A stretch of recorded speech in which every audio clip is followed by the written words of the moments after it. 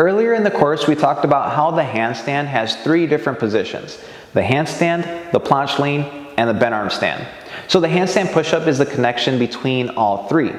In the practice portion, we cover the top part, the handstand, and the planche lean. In the play portion, we're going to cover the bottom part. From the ground up, you're going to learn how to get your feet to float in the air and then learn how to connect that to the handstand.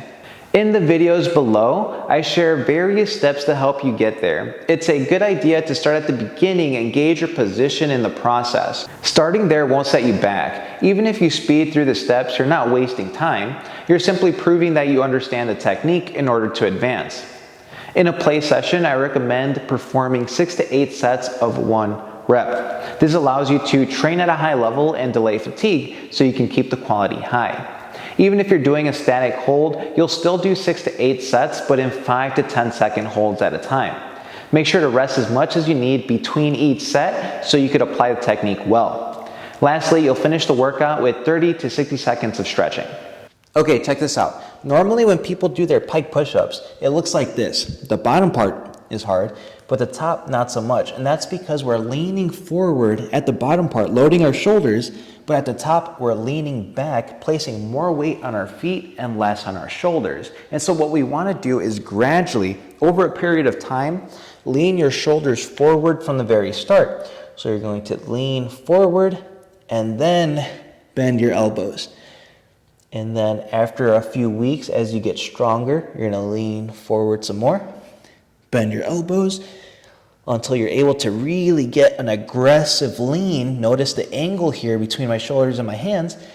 Bend your elbows and come back up, making the top part and the bottom part really challenging. Now, to continue making this more challenging, what we would do is apply the same technique, but start with your feet a little closer to your hands.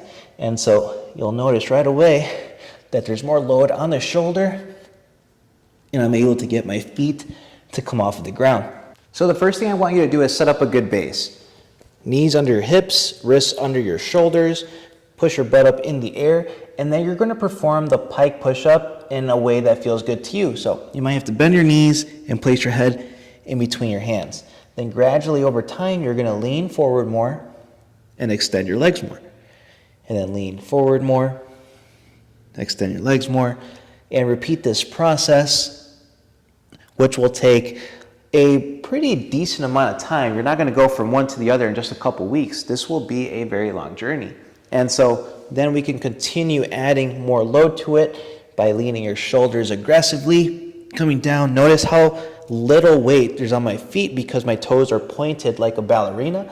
And then the key is to bring your feet closer to your hands so that you get that float. And that'll be the first checkpoint in order for you to start working on more advanced variations of the handstand push-up. So now you could do a pike push-up with your feet to float. What are we going to do next with it? And so we're going to hold it for 5 to 10 seconds, starting with a good base, knees under hips, wrists under shoulders. You're going to take a step forward, a nice big step, lean forward, bend your elbows, and pause. Sustain this as best as possible, trying to compress, bringing your thighs as close to your chest as possible. Otherwise, if you have too much momentum behind it, you might end up tipping over. And so you want to squeeze your midsection as much as possible. Now, all variations after this stem off of that position. And so you're going to do the same thing, set up your base, You're going to take a big step forward. You're going to lean forward, bend your elbows, pike, bend. That's the tuck. Again, all static holds in this category are going to be 5 to 10 second holds. Now, to progress to 2 legs extended, because that's eventually what we want to get to, you could do it a couple different ways. My favorite to teach and to do is 1 leg. And so you set up your position, tuck, and extend 1 leg. And then as you get stronger, you could extend a little bit more, until it's fully extended. 1 knee is really tucked as much as possible. The other leg is extending. Now, this is where a lot of people have trouble in that they only think about extending that leg more and more. But every time you extend your leg, your center of mass is gonna shift very subtly to a point where you can't even notice. So you're gonna have to do the same thing with your shoulders to counterbalance that. And so I'm gonna exaggerate it for you here, but once you're in your position, you're gonna try to lean forward a little bit more to keep that balance. Now, that might not have been exaggerated enough for you to tell, but the idea is to widen your position as you extend your legs. And of course, when you're ready for 2 legs, you can repeat the same process. One, extend a little bit, extend, boom. Some people like to straddle. I'm personally not a big fan, but if you have a goal of, for example, a straddle bent arm press handstand, you would do the same thing, but you would start, of course, with your feet apart. And so you would lean forward, bend your elbows, feet come off, and then you'd have to coordinate your feet coming together. A big key for all of these progressions is to understand that we want to try to keep your elbow directly over your wrist. And so when you watch me do the bent arm stand from a pike, notice where my elbow position is, and notice where my belly button position is. My center of mass and my elbows are directly over my wrists. In this video, we're gonna learn how to play around with the bent arm stand positions and connecting it to the handstand. So essentially we're doing bent arm pressing variations. And I think the easiest way to understand it at first, and it might not be exactly the easiest, but let me say the simplest, is to start in the crow pose.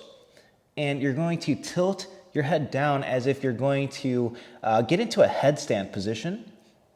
And you'll notice that you're gonna be able to lift your knees off of your elbows. This is absolutely crucial because that builds some momentum and you're sort of pressing into the handstand with a little momentum behind it. So it's like cheating, but you're not cheating. This is a variation to allow you to learn that process. So you're going to crow, move into a headstand, get your knees off, and use that momentum to extend your legs. But if you just extend your elbows, all the momentum is going to go backwards. You need to kick your toes to the ceiling, straighten your elbows, and open your shoulders. Then all variations after that, tuck, straddle, legs together, are going to be exactly the same. And so when we're in the tuck, notice it's all the same. Elbows straighten, shoulders open, toes towards the ceiling. Straddle. Again, straight elbows, shoulders open. They have to move at the same time. If they don't, you will eventually end up losing balance. Feet together. Now the negatives, although they look exactly identical, are not exactly identical. And so what I want you to practice when you're going on the way down is that shoulder lean first. And so you get to the handstand and you want to reverse that action, you're going to lean your shoulders first, and that allows you to place the weight on your fingers, shift your center of mass forward so you're able to control your legs downward quickly. If you get into the position, but you don't lean your shoulders forward, you're going to come crashing down.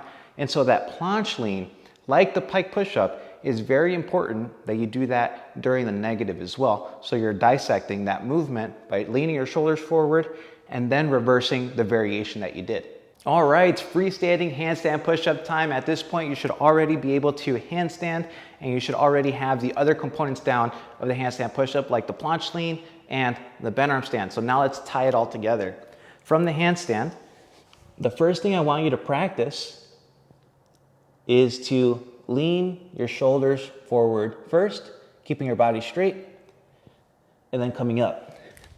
So just fluctuating between handstand and planche lean. Shoulders open, shoulders closed, shoulders open, shoulders closed, keeping your body tight the whole time. From there, it's really a matter of bending your elbows a little bit more over time, getting more range of motion out of it until you do a full freestanding handstand push-up. So when you do your planche lean, your body is straight, your shoulders lean forward. You're gonna bend your elbows, shoulders lean forward a little bit more, and then you pop back up. Now notice, the negative and the positive are not identical. And so you have to dissect this a little differently. So on the way down, you close your shoulders, pause, bend your elbows. On the way up, we synchronize it together. And so they have a slightly different process. The negative is more isolated.